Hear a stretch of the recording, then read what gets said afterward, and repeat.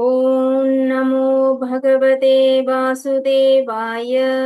ॐ श्रीकृष्णाय परब्रह्मणे नमः। अथ श्रीमन्नारायणीयं चतुर्थं दशकम्। अष्टाङ्गयोगवर्णनं योगसिद्धिवर्णनं च। कल्यता मम कुरुष्व तावतीं कल्यते भवदुपासनय्यया।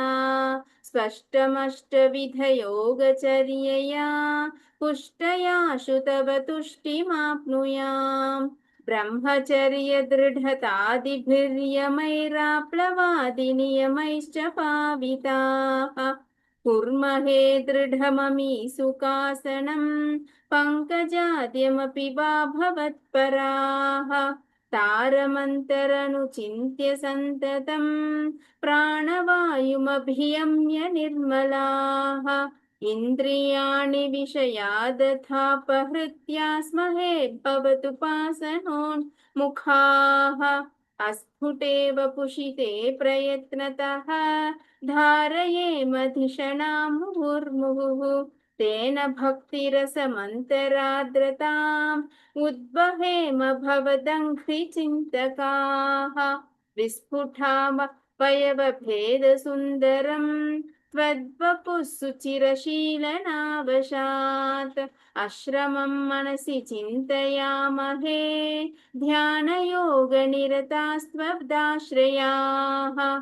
ध्यायतां सकलमूर्तिमीदृशीम् उन्मिषन्मधुरताहृतात्मनां। सान्द्रमोदरसरूपमान्तरं ब्रह्मरूपमयि देव भासते। तत्समास्वदनरूपिणीं स्थितिं त्वत्समाधिमयि विश्वनायक। आश्रिताः पुनरतः परिच्युतौ आरभे महि च धारणादिकम्। इत्थमभ्यसननिर्भरोल्लसत् त्वत्परात्मसुखकल्पितोत्सवाः। मुक्तभक्तकुलमौलिताङ्गताः सञ्चरेम शुकनारदादिवत्। त्वत्समाधिविजये तु यः पुनर्मङ्क्षुमोक्षरसिकः क्रमेण वा योगवश्यमनिलं षडाश्रयैरुन्नयत्यज सुषुम्नया शनैः। लिङ्गदेहमपि सन्त्यजन्नतः लीयते त्वयि परे निराग्रहः। ऊर्ध्वलोककुतुकीतुमूर्धतस्थ सार्धमेव करणैर्निरीयते। अग्निवासरबलक्षपक्षगैरुत्तरायणजुषा च दैवतैः प्रापितोरविपदं भवत्परः मोदवान् ध्रुवपदान्तं मीयते। आस्थितोऽथमहरालये यदा शेषवक्त्रदहनोष्मणाद्यते ईयते भवतु पाश्रयस्तदा वेदसः पदमतः पुरैव वा। तत्र वा तव पदेऽथवा वसन् प्राकृतप्रलययेति मुक्तताम्। स्वेच्छया खलु पुरा विमुच्यते सौविबिध्य जगदण्डमोजसा। तस्य चक्षितिपयो महो निलद्यो महत् प्रकृतिसप्तकावृतीः तद्दतात्म तया विशन् सुखी याति ते पदमनावृतौ विभो। अर्चिरादिगतिमीदृशी व्रजन् विच्युतिर्न भजते जगत्पते। सच्चिदात्मक भवद्गुणोदयान्नुच्चरन्तमनिलेश पाहि माम्। इति श्रीमन्नारायणीये अष्टाङ्गयोगवर्णनं योगसिद्धिवर्णनं चेति चतुर्थं दशकं समाप्तम्। नारायणाखिलगुरो भगवन्नमस्ते। नारायणाखिलगुरो भगवन्नमस्ते। अथ पञ्चमं दशकं विराट् पुरुषोत्पत्तिवर्णनम्। व्यक्ताव्यक्तमिदन्न किञ्चिदभवत् प्राक्-प्राकृतप्रक्षये मायायां गुणसाम्यरुद्धविकृतौ त्वय्यागतायाल्लयम् नो मृत्युश्च तदामृतं च समभुन्नान्हो न रात्रे स्थितिः तत्रैकस्त्वमशिष्यथाखिलपरानन्दप्रकाशात्मना कालः कर्म गुणाश्च जीवनिवहा विश्वं च कार्यविभो चिल्लीलारतिमेयुषि त्वयि तदा निर्लीनता माययुः तेषानैव वदन्त्यसत्त्वमयि भो शक्त्यात्मना तिष्ठताम् नो चेत् किं गगनप्रसूनसदृशां भूयो भवेत् सम्भवः एवं च द्विपरार्थकालविगता वीक्षांसि सृक्षात्मिकाम् बिभ्राणे त्वयि चुक्षुभे त्रिभुवनी भावाय माया स्वयं मायाथः खलु कालशक्तिरखिला दृष्टं स्वभावोऽपि च प्रादुर्भूय गुणान् विकास्य विदतुस्तस्या सहाय क्रियाम् माया सन्निहितो प्रविष्टवपुषा साक्षीति गीतो भवान् भेदैस्तां प्रतिबिम्बतो विविशिवान् जीवोऽपि नैवापरः कालातिप्रतिबोधिताथ भवता सञ्चोदिता च स्वयं माया सा खलु बुद्धितत्त्वमसृजद्योऽसौ महानुच्यते तत्रासौ त्रिगुणात्मकोऽपि च महान् सत्त्वप्रधानस्वयं जीवेऽस्मिन् खलु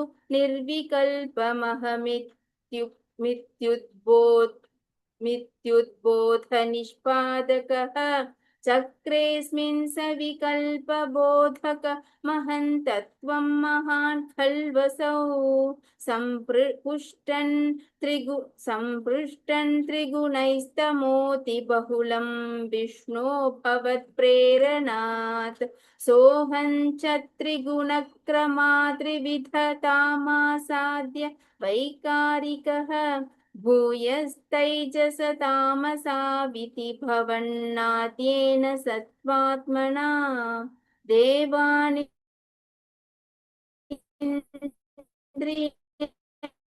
मानिनो कृतदिश वह्नीन्द्राच्युतमित्रकान् विधुविधिः श्रीरुद्रशारीरकान्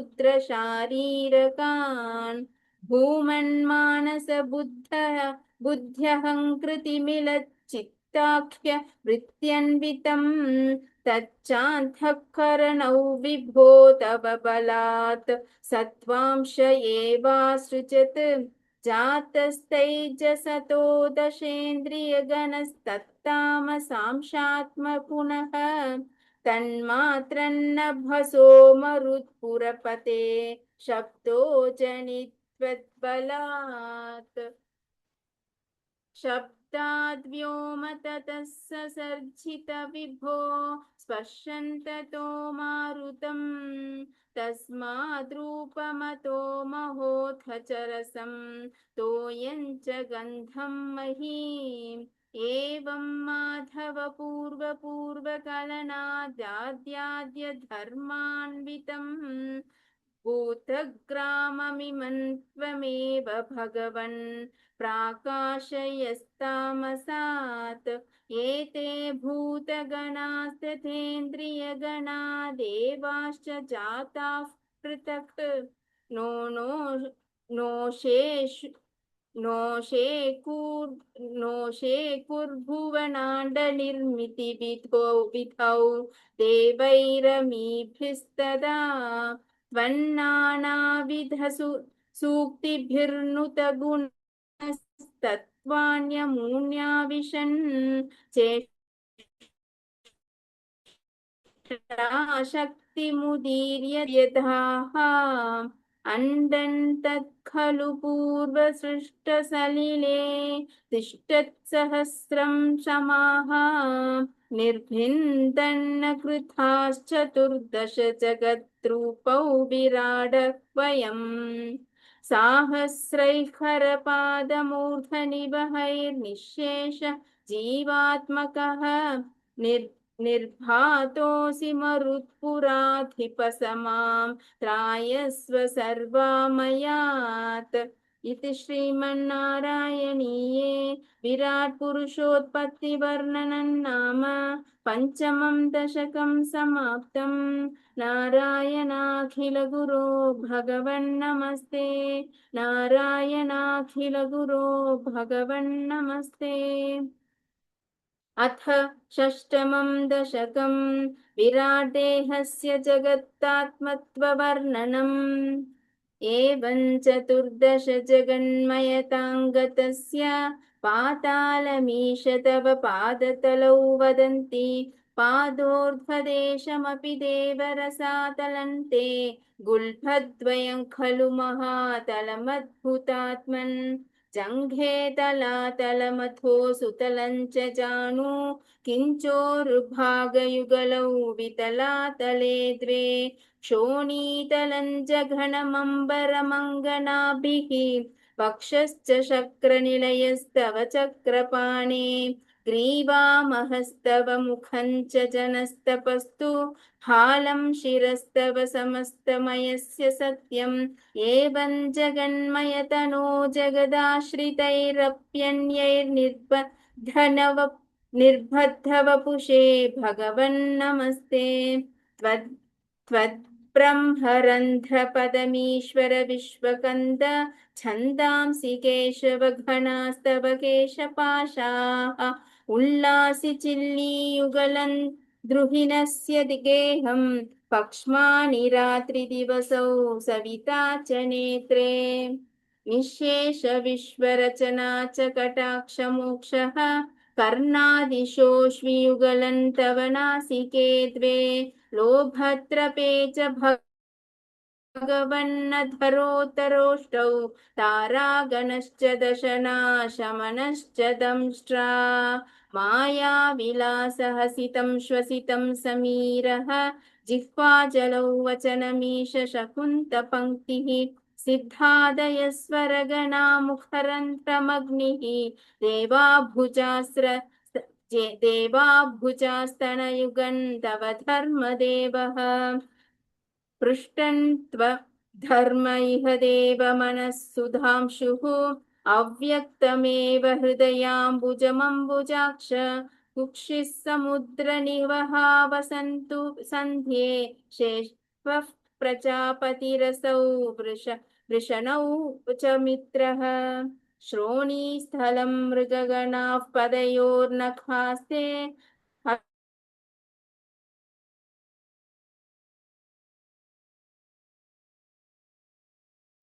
तुष्टसन्धैव मुखागमनं करुणाम्बुधे ते संसारचक्रमयि चक्रधरक्रियास्ते वीर्यं महासुरगणोऽस्थिकुलानि शैलाः नाढ्यः सरित्समुदयस्तरवश्चरो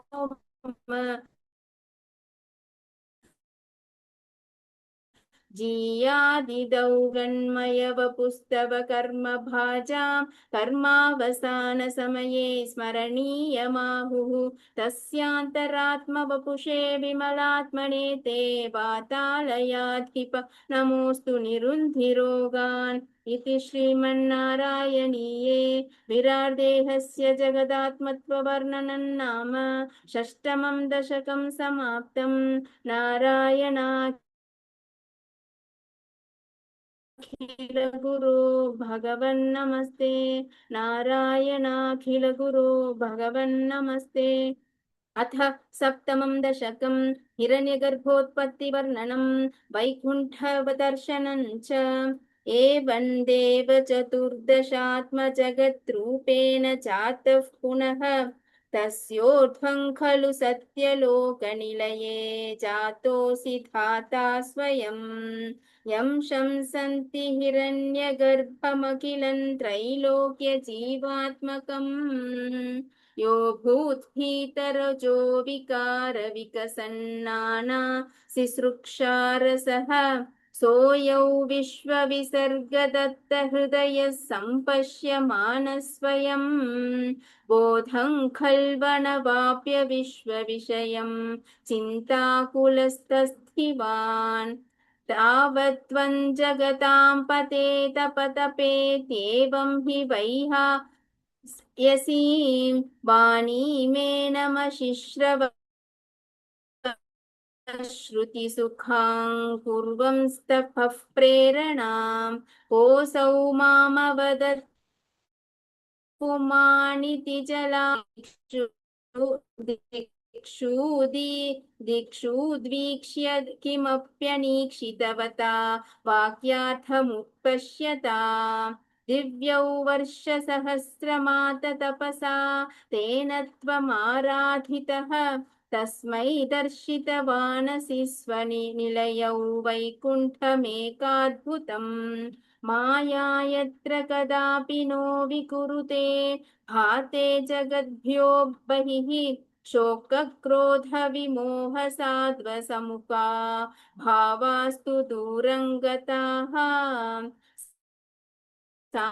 सान्द्रानन्दझरी च यत्र परमज्योतिः प्रकाशात्मके तत्ते धाम विभावितौ विजयते वैकुण्ठरूपौ विभो यस्मिन्नाम चतुर्भुजा हरिमनिश्यामावदात्तत्विषः नानाभूषण दीपितदिशो राजा राजद्विमानालयः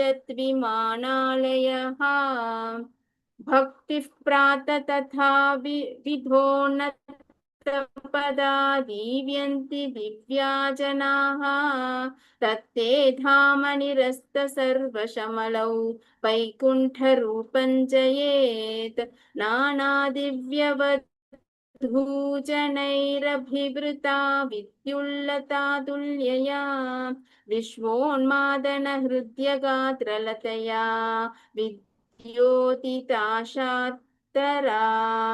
त्वत्पादाम्बुजसौरभैककुतुकाल्लक्ष्मी स्वयल्लक्ष्यते यस्मिन् विस्मयनीय दिव्यविभवन् तत्ते पदं देहि मे तत्रैवं प्रतिदर्शिते निजपदे रत्नासनाध्यासितं भास्वत्कोटिलसत्किरीटकटकाद्याकल्पदीप्राकृति श्रीवत्साङ्कितमातकौस्तुभमणिच्छायारुणं कारणं विश्वेशान्तव रूपमैक्षत विधिस्तत्ते विभो भातु मे कालाम्भोदकलाय कोमलरुचि चक्रेण चक्रन् दिशाम् आवृण्वाणमुदारमन्दहसितस्यन्दप्रसन्नाननाम् राजत्कम्बुगदारिपङ्कजधर